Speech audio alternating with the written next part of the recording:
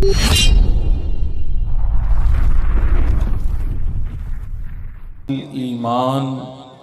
सदक़ल्लाहुल अज़ीम व सदक़ रसूलुहुन नबियुल करीम इन्नल्लाह व मलाइकतहु युसल्लूना अलन नबी या अय्युहल्लज़ीना आमनू सल्लु अलैहि व सल्लिमू तस्लीमा अल्लाहुम्मा सल्लि अला सय्यिदिना।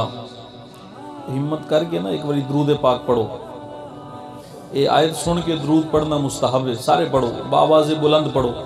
ये ज़ुबान है तो इतनी आवाज़ नाल पढ़ो कि थानू पता लगे तुसी पढ़िया। अस्सलातु वस्सलामु अलैका या सय्यदी या रसूलल्लाह व अला आलिका व अस्हाबिका या सय्यदी या रहमतल लिल आलमीन या ख़ातमन नबिय्यीन या जद्दल हसन वल हुसैन।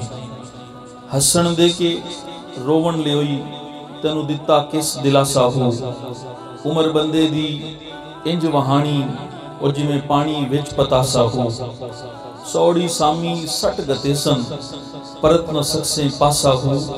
साहिब तेरे कोलो लेखा मंगसी हजरत बहु रत्ती घट न मासा हो। जूंदे की जानन सार मोयां दी सो जाने जो मरदा हो। कबरां विच अन्न न पानी उत्थे खर्च लुड़ींदा घरदा हो। एक विछोड़ा माँ प्यो भैणा ते दूजा अजाब कबर दा हो। वा नसीब उसदा हजरत बहू और जेड़ा विच हयाती मरदा हो।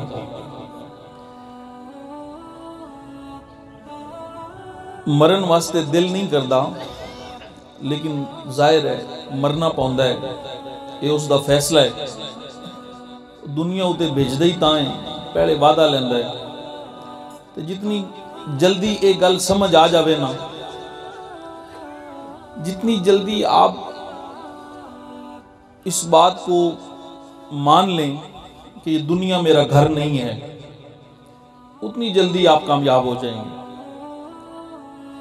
अब कहने को तो हम सब कहते हैं भाई हमने जाना है, लेकिन अमलन मानते नहीं है। बिल्कुल उसी तरह जैसे अजान होती है ना, तो क्या आवाज आती है? अल्लाहु अकबर। इसका क्या मतलब है कि अल्लाह सबसे बड़ा है। लेकिन जो बंदा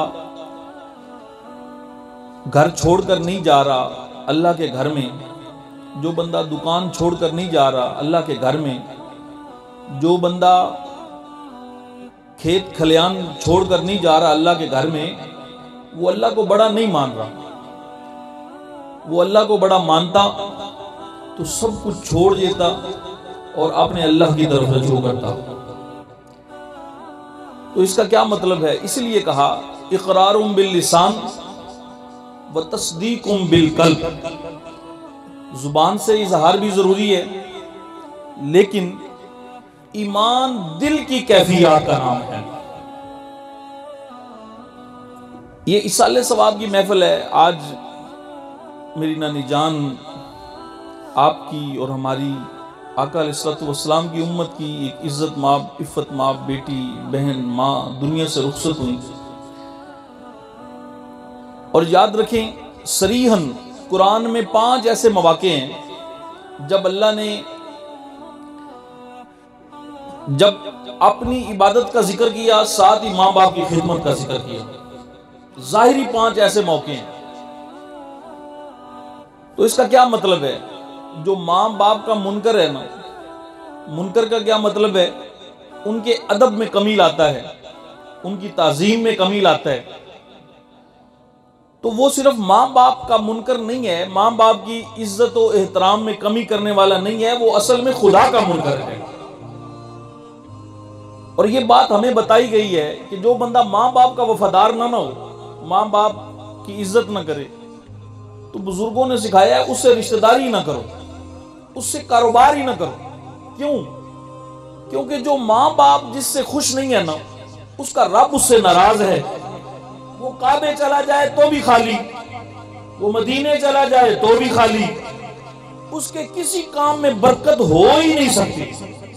ये कानून और कायदा किसी मौलवी मुफ्ती का नहीं है, ये उस परवरदिगार ने बनाया है जिसने पूरी कायनात को सजाया है।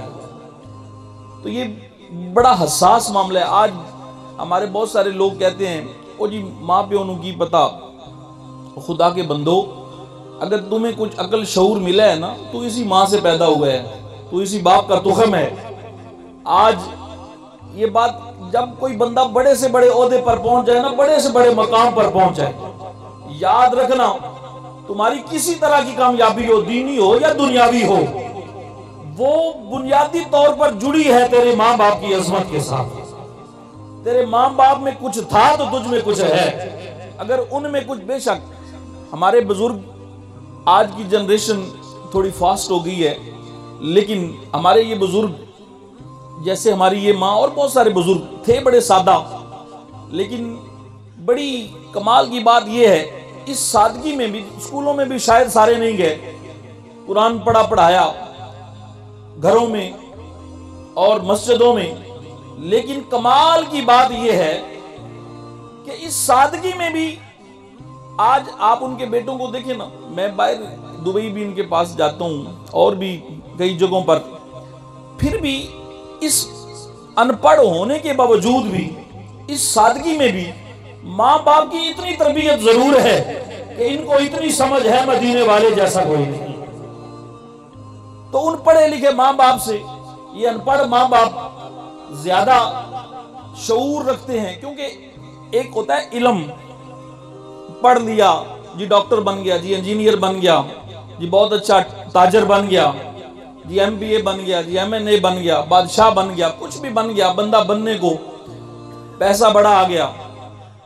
इल्म और है, शऊर और है। शऊर ये है कि बंदा हराम नहीं खाता, शऊर ये है कि बंदा झूठ नहीं बोलता, शऊर ये है कि बंदा जालिम का साथी नहीं होता, शऊर ये है कि बंदा चोर का हिमायती नहीं होता, शऊर ये है कि बंदा मजबूर का हाथ पकड़ता है, यतीम परवरी करता है, गरीब परवरी करता है। शऊर ये है जो नबी ने फरमाया कि अगर किसी सफेद दाढ़ी वाले का भी तुम अदब करोगे ना, तो कमली वाला फरमाता है वो यही समझना तुमने मदीने वाले का एहतराम किया है।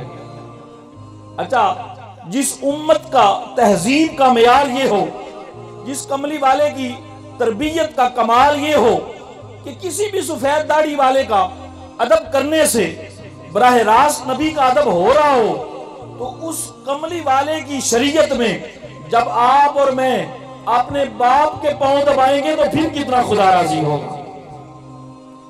मैं सिर्फ 2-4 बातें आपसे अर्ज करना चाहूंगा, और बड़ी खूबसूरत हज़रत अल्लामा ने तकरीर फरमाई। जो मेहमान थे वो भी चले गए, कोई मजबूरी होगी उनकी, वरना पढ़ा लिखा शख्स यूं नबी के जिक्र से फरार नहीं होता, कोई मजबूरी होगी उनकी।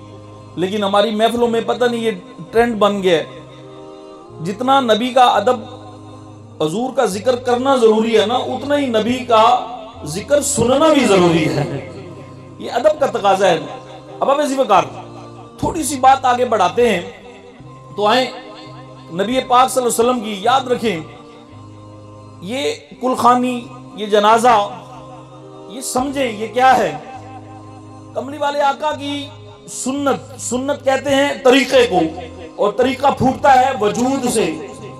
हजूर ने कुछ फरमाया, हजूर ने किसी काम को पसंद फरमाया, हजूर ने किसी काम की इजाजत दी, आपने किया, आपके सामने किया गया या हुक्म दिया, तो सुन्नत की मुख्तलिफ शक्लें हैं।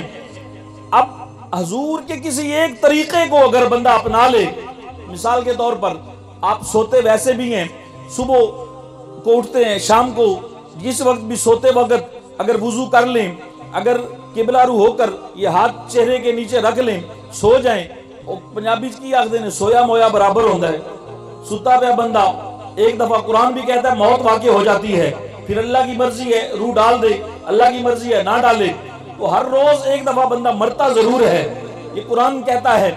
लेकिन अब सोया मोया बराबर, लेकिन सोने वाला इबादत होगी तब जब वो तहारत हासिल करेगा, जब वो जिक्र करेगा, जब वो तिलावत करेगा, जब वो सजदा करेगा, तो फिर इबादत होगी ना। लेकिन यहाँ मेयार क्या है कि सिर्फ सो ऐसे गया जैसा कमली वाला सोता था, तो ये सोया रहा, अल्लाह ने इबादत का मेयार कायम फरमा दिया। अच्छा, जिस नबी के तरीके पर अमल करने से ये कमाल है, उस जिस वजूद से ये तरीका निकला है, तो फिर तो लाजिम था ना अल्लाह उस वजूद का जिक्र कुरान में करता, वद्दुहा कहता, वल्लैली इज़ा सजा कहता, यासीन कहता, तौहा फरमाता, और ये कहता तुम ये क्या समझते हो, ये नबी बोल रहा है। और अल्लाह कुरान में कहता, वमा यंतिकु अनिल हवा इन हुआ इल्ला वहयुन यूहा, और नादान लब नबी के हैं, इन पे बोलता इसका रब है। वो मियाद तुम्हारे लिए और है, कमली वाले के लिए और है। कमली वाला महबूब खुदा है। अभी ये रजबुल मुरज्जब शुरू होने वाला है। एक दो अकायद की बुनियादी बातें देखिए। इस वक्त बहसीयत कौम बड़ी पसमानदा हालत है, मुल्क डूब रहा है, और मैं एक नबी का नौकर होने की हैसियत से गुजारिश आपसे करूंगा, थोड़े अरसे के लिए ना, जाहिर है बंदे का ताल्लुक होता है सियासी पॉलिटिकल, बंदा इन्वॉल्व होता है, थोड़े अरसे के लिए अगर तुम बचना चाहते हो ना, किसी सियासी का नारा ना लगाओ। ये सारे बिक चुके हैं, ये गद्दार हैं, थोड़ी अरसे के लिए सिर्फ मदीने वाले का नाम लो, आपने अल्लाह का जिक्र करो, आपने नबी का जिक्र करो। इनमें से कोई भी अल्लाह पाक माफ फरमाए, लेकिन हालत यही है, ये हमें नहीं बचा सकते। ये तो खुद हर वक्त परेशान हैं, सुबह कुछ कहते हैं, शाम कुछ कहते हैं। हाँ, माशरे में रहना है, अपने इलाके के लोगों से ताल्लुक होना चाहिए, पर इनको फॉलो नहीं करो, इनकी बात मानकर झूठ नहीं बोलो, किसी सियासी बुनियाद पर नबी को नाराज नहीं करो, खुदा को नाराज नहीं करो। आपने देखा नहीं, मैं वहां गया हूं, ये जो सैलाब आया है ना, 3 हफ्ते मैं वहां रहा हूं, उन लोगों के साथ रहा हूं। कोई ये अगर मुल्क से मुखलस होते, अगर ये मुश्किल वक्त उन पे आया तो हम पे भी आ सकता है। अगर ये सियासी तुम्हें बचाने वाले होते तो उनको बचाते। वो लोग किस हाल में हैं तुम सोच नहीं सकते। अगर आपकी मेरी बहन बेटी सड़क पर बैठी हो तो क्या गुजरेगी तुम पर। तो ये इसलिए थोड़े अरसे के लिए अगर आप अल्लाह का नाम लेना शुरू कर दें, और अभी लेना शुरू कर दें, अगर आप बोलते हैं तो एक दफा प्यार से कहें सुभान अल्लाह। या आपको बोलना ना आता हो, अगर मैंने देखा सियासी जलसों में बड़े बड़े लोग और हाथ भी उठा रहे हैं, मुंह भी खोल रहे हैं, जिस्म भी उछाल रहे हैं, और बोल क्या रहे हैं, झूठ बोल रहे हैं। इस झूठ के पलंदे ने हमारी पूरी कौम पर नहुसत तारी कर दी है, सारे का सारा निजाम बिगड़ गया है। तो आए थोड़े अरसे के लिए हम किसी को ना देखें कि हमारा लीडर कोई नहीं है, हमारा लीडर मदीने वाला है। कमली वाले के नौकरों से रजू करें, कमली वाले आका के कदमों में आए, अपने मदीने वाले को राजी करें, तुम्हारे घर में खैर हो जाएगी, ये सारा निजाम ठीक हो जाएगा। क्योंकि इस निजाम को अल्लाह ने जोड़ा है कमली वाले से, वमा अरसलना का। क्योंकि किसी घर को चलने के लिए, किसी कारोबार को चलने के लिए, किसी रिश्ते को कायम होने के लिए अल्लाह की रहमत दरकार है, अल्लाह का करम दरकार है, अल्लाह की मोहब्बत चाहिए, अल्लाह की निस्बत चाहिए। और इस रहमत को अल्लाह ने जमा करके कमली वाले के कदमों में रख दिया है। वमा अरसलनाका इल्ला रहमतल लिल आलमीन, ये कुरान की आयत है, पढ़ते रोज हो। मैं इसी का थोड़ा सा तर्जुमा आपको सुनाना चाहता हूं ताकि तुम्हें पता चले जिस नबी का तुमने और मैंने कलमा पढ़ा है, उस नबी ने हमें किसी का मोहताज रहने ही नहीं दिया। और बंदा मर जाए ना, आज ये कुलखानी हो रही है और जनाजा लेकर इधर कलमा, इधर जनाब सांसें खत्म हुई, इधर जुबान की डोरी खत्म हुई, उधर ये बंदा रूह परवाज कर गई, ये मिट्टी का एक वजूद रह गया। उसको भी क्या कहते हैं लोग, और इन्हें बुरा ना गया यार। और मैयत का भी अदब करना, और मैयत का भी हया करना, इसको सख्त हाथ ना लगाना, इसको जब नहलाओगे तब भी ख्याल रखना, इसको जब कफन पहनाओगे तब भी ख्याल रखना, इसको जब उठाओगे तब भी ख्याल रखना। मैंने कहा वजह क्या है, ये आम मिट्टी का वजूद, इसकी हैसियत क्या है, ये तो बड़ा निमाजी भी नहीं था, ये तो कोई हाजी भी नहीं था। तो आवाज आई, अरे जैसा था मदीने वाले का कलमा पढ़ता था। जिस नबी की उम्मत में है उस नबी ने इसको तहफ्फुज दिया है, जिस नबी का इसने कलमा पढ़ा है उस नबी ने इसको तहफ्फुज दिया है। अरे जो नबी इतना लजपाल है, जो नबी इतना रऊफ है, जो नबी इतना रहीम है कि दुनिया के जाने के बाद जब लोग हमारे इस मुर्दा जिस्म को भी तकलीफ दें तो कमली वाला उसका भी इंतजाम करके गया है। तो जब जिंदगी में ही तुम अपने आप को मदीने वाले के नाम कर लोगे, छोड़ दो सारे झूठे रिश्ते, तोड़ दो सारे नाते, आ जाओ कमली वाले के दरवाजे पर। मदीने वाला, कमली वाला वैसा नहीं है जैसा आज का स्कॉलर बयान करता है, जैसा आज का नाम नेहाद स्कॉलर, आज का नाम नेहाद मुल्ला बयान करता है। अरे मदीने वाले को बयान करने के लिए अल्लाह ने पूरा कुरान नाज़िल फरमाया है। कमली वाला किसी की सोच और इल्म में नहीं आ सकता। कमली वाले को समझने के लिए तुम्हें इश्क की दुनिया कायम करनी पड़ेगी, नबी के आशिकों की सोबत इख्तियार। लोग कहते हैं दाता कौन है, लोग कहते हैं ख्वाजा कौन है, लोग कहते हैं बाबा कौन है, लोग कहते हैं गौसुल आजम कौन है, लोग कहते हैं सुल्तानुल आरिफीन सुल्तान बहू कौन है, लोग कहते हैं इमाम आजम अबू हनीफा कौन है, लोग कहते हैं प्यारे अलीउल मुर्तजा कौन है, लोग कहते हैं उस्मान गनी कौन है, लोग कहते हैं उमर कौन है, लोग कहते हैं अबू बकर कौन है। तो अल्लाह कहता है इनको बाद में देखना, पहले मैं तुम्हें बताता हूं, और नबी के कदमों से मिट्टी लग जाए ना, मैं उसकी भी बेअदबी बर्दाश्त नहीं करूंगा। वलादियाति दबहन फलमूरियाति कदहन फलमुगीराति सुबहन फसरन बिही नक़अन। ये काश, अब मसला ये है कि हमने कुरान पढ़ा नहीं, हमने कुरान समझा नहीं, हमने कुरान के नूर को दिल में जगह नहीं दी, कुरान से रिश्ता कमजोर हो गया, कुरान हमें आता ही नहीं है, पढ़ना ही नहीं आता। जब पढ़ना नहीं आता तो समझेंगे कैसे। लेकिन आइए मैं आपसे यही अर्ज करना चाहता हूं, तुम्हारा बेटा, तुम खुद, तुम्हारी औलाद, तुम खुद, तुम्हारा बेटा बेटी अगर बड़े से बड़ा मालदार बन भी गया, अगर वो कारी कुरान नहीं है, हाफिज़े कुरान नहीं है, अगर वो दीन का नौकर नहीं है, तो तुम्हारे पास कुछ नहीं है, तुम खाली हाथ हो। तुम वो ये जो दीन का शऊर है ना, ये इसके बगैर बंदा एक बांझ औरत की तरह है। वो औरत जिससे बच्चा पैदा नहीं हो सकता, सांस तो लेती है और खाती पीती तो है, नबी की नौकरी ना हो, कुरान का नूर ना हो, तो तेरी और मेरी मिसाल बांझ औरत की तरह है जिससे बच्चा पैदा नहीं होगा, मर जाएगी तो मर जाएगी, कहानी खत्म हो जाएगी। लेकिन दीन की नौकरी आ गई ना और मर भी गई ना, नबी का वफादार बन गया ना, तो कब्र की मिट्टी में भी नूर पैदा कर दिया जाएगा। अब अपने बारे में खुद फैसला करो कि हम कहां खड़े हैं, किसी को कुछ कहने की बजाय। ये देवबंदी बरेलवी बड़ी छोटी सी बात है, ये अहले हदीस अहले तोशी ये बड़ी छोटी सी बात है। हम हैं फकीरों के मानने वाले, और फकीर रहता है अल्लाह के हरम में। अल्लाह का हरम है अल्लाह की मोहब्बत, और अल्लाह की मोहब्बत में फिरका वारियत नहीं है। वहां तो सुल्तान बहू फरमाते हैं लू लू दे विच जिक्र अल्लाह दा हर दम पे आ पढ़ी वे हूं, तेरी तो जुबान भी नहीं चलती, लेकिन अल्लाह का बंदा वो है जिसके जिस्म के बाल बाल से मौला का जिक्र निकलता है।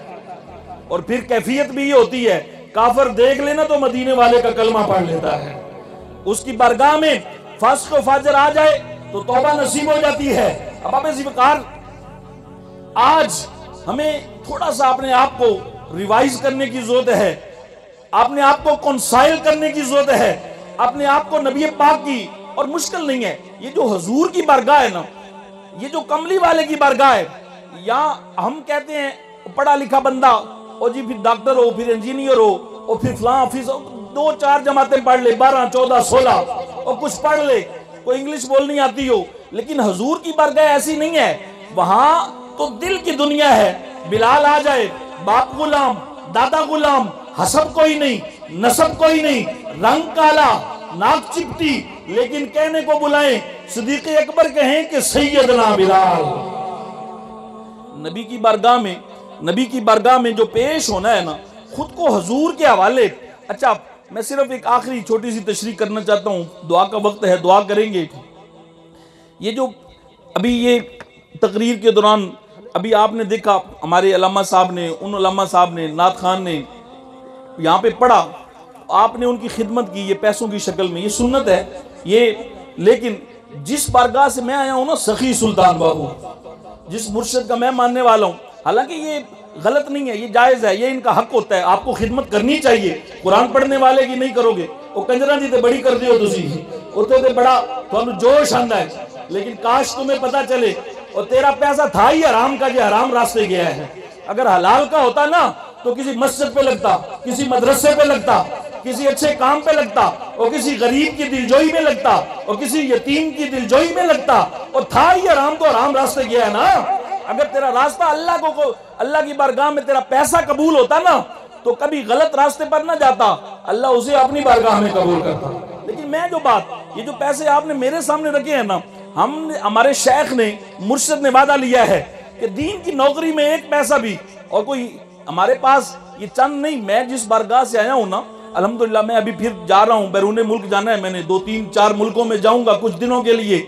हम जहाँ हुकूमतें काम नहीं करती, हम फलस्तीन में भी काम कर रहे हैं, हम शाम में भी काम कर रहे हैं, तो हमें ये हमसे हलफ लिया गया है, एक पैसा भी जो दीन की निस्बत से तुम्हें देंगे ना वो तुम पर हराम है।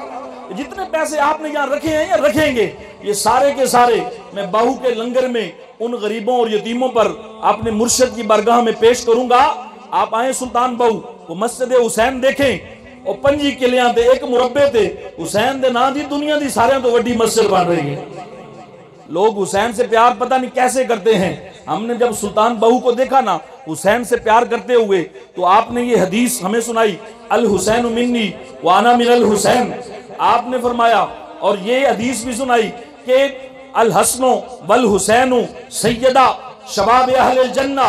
लोग इसका तर्जमा और करते हैं, पर सुल्तान बाहू ने पता क्या तर्जमा किया, गौस पाक ने पता क्या तर्जमा, आप फरमाते हैं कि जो हसन और हुसैन को सरदार नहीं मान सकता ना, अहले जन्ना, वो जन्नत के बारे में सोचे ही नहीं कि जन्नत में उसका भी कोई निजाम है। अब अबे जीवकार, लेकिन फितनों से निकलना होगा, फिरकों से निकलना होगा। मैं एक बैत सुल्तान बाहू का आपकी नजर, और आज की इस दुआ में तकरीबन 5 करोड़ दरूद दरबारे दुर्रबार से मैं पेश करूंगा। इस माई के मेरे मामू ही लगते हैं, लेकिन जाहिर है पीर भाई भी हैं, ये सुल्तान बाहू की निस्बत रखते हैं, ये मुरीद हैं सुल्तान बाहू के।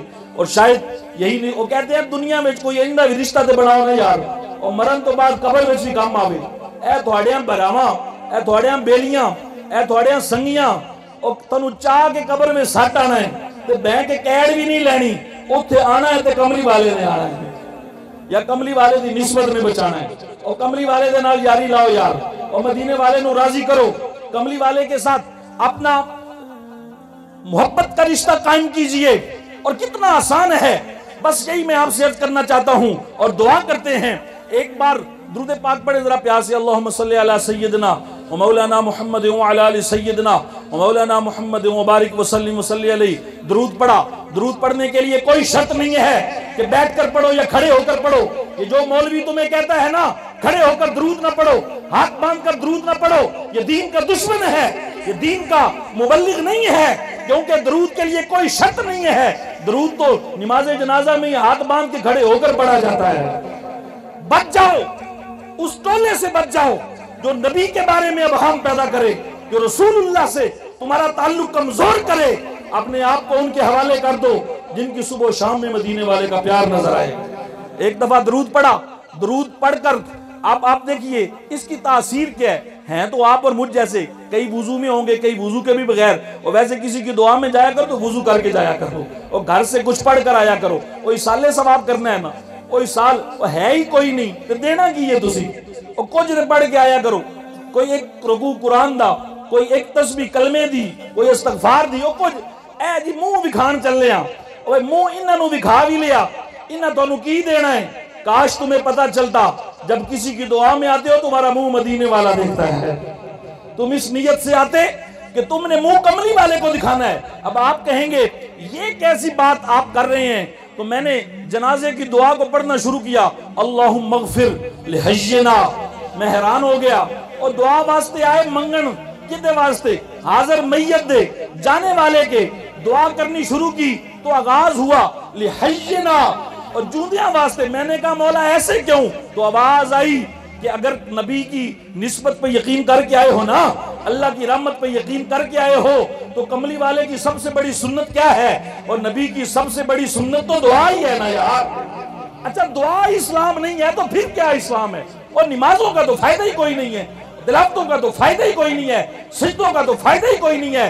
अगर आपके दिल से किसी के लिए दुआ नहीं निकलती तो और दुआ ही तो इस्लाम है, दुआ ही तो सब कुछ है। अब दुआ करने के लिए आया, नेक नीति से मुखलिस फिल्लाह होकर, इस नीयत से नहीं आया कि इन्होंने मुंह भी खाना है, इस नीयत में आया कि अल्लाह की बारगाह च हाजरी लानी है ते मदीने वाले नूं मुंह भी खाना है। अल्लाह फरमांदा है फिर जान वाले दी गल दे बाद विच अल्लाहुम्मा अग़फिर लि हय्यना, और जेड़ा आया खड़ा पहले मैं एदा बेड़ा पार करांगा। और दुआ में शामिल होने वालों, काश तुम्हें पता होता, इस कुल में शामिल होने वालों, किसी दुआ में, किसी जनाजा में, किसी फातिहा में आने वालों, तुम्हें इस यकीन से आना चाहिए कि ये दुआ करोगे उधर तुम्हारी भी बख्शिश हो जाएगी। अब बात खत्म हो गई, बात मुकम्मल हो गई। सिर्फ जो दरूद पढ़ा ना, मैं इसकी तासीर का ये मरला आपको, ताकि अनपढ़ हो या पढ़ा लिखा कोई भी हो, छोटा हो या बड़ा हो, दरूद पे लग जाए, नबी के जिक्र पे लग जाए, और बंदा मज चोनिया भी दरूद पढ़ ही सकता है यार। सवेरे उठते हो, सुबह उठ के हाथ मुंह ते धोंदे ही हो ना, थोड़ी तरतीब बना लो, तरतीब नाल धोवो हाथ मुंह ते पैर, इनू आखदे ने वुजू हो गया है। और वुजू करके सुबह उठ के पट्ठे भी पाओ मालिन, और मज भी चोवो, ते ए दुध जिथों तक जाएगा ना उथों तक ही नूर जाएगा। लेकिन असि धोते मुंह सारा कुछ करते हैं, अल्लाह पाक से माफ फरमाए। अब बाबे जी वकार, मैं अर्ज कर रहा, ये दरूद मैंने पढ़ा, आपको मैंने कहा पढ़े, ये दरूद एक बार पढ़ा, अब इसकी तासीर क्या है, इसका कमाल क्या है। आवाज आई, इधर से ये दरूद निकला, उड़ता उड़ता या खुद पहुंचा या फरिश्ते लेकर गए अल्लाह की बारगाह, बहुत बड़ी बारगाह, बेनियाज बारगाह।